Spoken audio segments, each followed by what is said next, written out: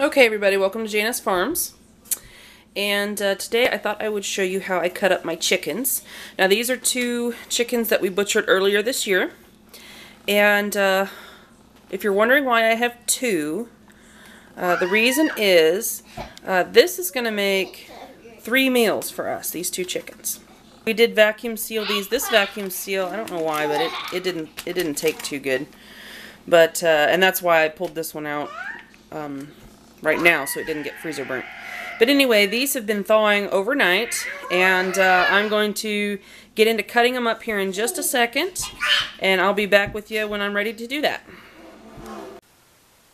Okay, so now I'm ready to cut my chickens up, and I do this by my sink so that way I can just cut open the bags and just dump the blood, extra blood out. Kitchen scissors here. These are some of the chickens that we did this spring. And these are the Cornish cross birds. Now we use these birds this year because we got these for free from the local school. They do a hatch out so kids can see baby chicks hatch out. Anyway, so and they do grow really fast. They do not have as much flavor as, say, a heritage bird, but they do taste a lot better if you raise them kind of the way we do. All right, so today these two chickens that I'm going to be cutting up, they are going to be for the breasts and tenders are going to be enchiladas. The legs and thighs I'm going to cut up into pieces for fried chicken. And the carcass I'm going to render down and make my chicken stock with, which I'm going to be turning into chicken noodle soup this afternoon. Alright, first thing I do is I will cut the skin here along the legs, and it helps to have a very sharp knife whenever you're doing this. And then you can always rip and tear too. Alright, now first thing I do is I take my legs off. And when I do that, I'll put one finger back here. And then I'll put one kind of mid-thigh right here. And then I just pop that joint out. You can see it right there. Just popped right out. Well, if I can get a hold of it here. Yep, and there it is again. Okay, and I flip it over, and I start it kind of right before where the meat starts on that thigh leg, and then you want to get that little curb of meat right there. That's a nice little nugget of meat, and you will follow the chicken bone all the way across as you go. And see, there you go. That's a nice, really nice leg there. Okay, now this side I can show you a little bit better. I start it right about here, okay, and I usually will lift up on the leg as I'm cutting because that gives you a nice little space. Now if you start it a little too soon, you'll hit that right there, and you'll have to go around it, and you just kind of go along with the curvature of the bird as you're cutting the leg. Okay, like that. Another nice leg. Okay, now I'm going to quickly show you before I forget. I separate these two pieces of meat. I separate the thigh from the leg. And what I do is I put my finger here and I will pop the joint.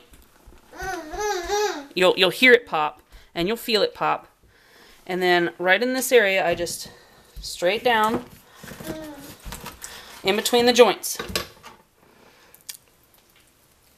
And there you go. You have your leg and your thigh. And that's how I fry them up. Okay, so now I flip it over and I'll grab my... I do not need the skin on my breast this time since I'm making the enchiladas, so I'll just peel that back because I don't need it. Alright, now this bone here is the keel bone, and that's what you're going to be using to cut along. And then right in here is where your wishbone area is. And there's a bone you're just going to hug as you cut that breast off. Now, I find the center here and just hug along the side, because underneath your breasts are going to be your tenders. And you don't want to cut into your tenders because those are really nice pieces of meat. My girls usually snack on those while I'm actually cooking the enchiladas. So those usually don't go in the enchilada. Okay, and these peel back nice and really nicely. Okay, now you'll feel that these are still attached, so right along this bone here, you're going to hug that bone all the way down until you find the tendon, which is going to be right down in here. Okay, and then what I do is you'll hold the wing back and you'll push your finger through. Okay, because that's where your knife's going to go. Alright, now, always watch your fingers on this part. You stick your knife through the little hole that you just made. Alright, and you'll pull forward. Okay? Now, here's your tender and your breast are separated right here. I will usually cut along that, and I will hug the rib cage as I go down here. There's a little tendon right there. Sometimes it doesn't like to cut too easy. There, it cut pretty good. Now, I only do this on the front of the breast here until you get all the way down. And then when you get to this point, you can just go ahead and tear it the rest of the way off. And that one tore off beautifully. And there's your breast. Alright, now, your tender, it's even easier here. You just kind of peel it back a little bit. Put your finger under. Always watch your fingers. Cut that tendon that's holding that on there, and it pops right off. There you go. This side's a little bit easier for me because I am right-handed. Just hug the... Whoop, I cut into the breast there on accident. That happens too. That's alright. We're not doing it for show. Always watch your fingers. And cut out and up. There's your breast. Okay.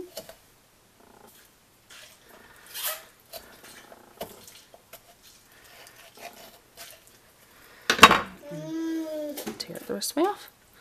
There's that. I don't know why I did that, because you can just peel it right back. Okay. Alright. Oh, that one's separated, but that's alright. There's your other tender. Alright, and there's your carcass. Now, we do not do the hot wing thing, but if you do, and you want the wings off, you hold the carcass here and hold the wing kind of right here, and you'll pop that joint out. Okay? And then just take your knife from behind. And you gotta kind of finagle your way between the bones here. These are a little hard to cut off sometimes, just because of the joint. But anyway, there you go. Always watch your fingers. There you go. You gotta get in between this joint and this joint. Sometimes it's a little tricky. Sometimes it's easier. It just depends on the day. But we don't do the wings. I turn these into soup.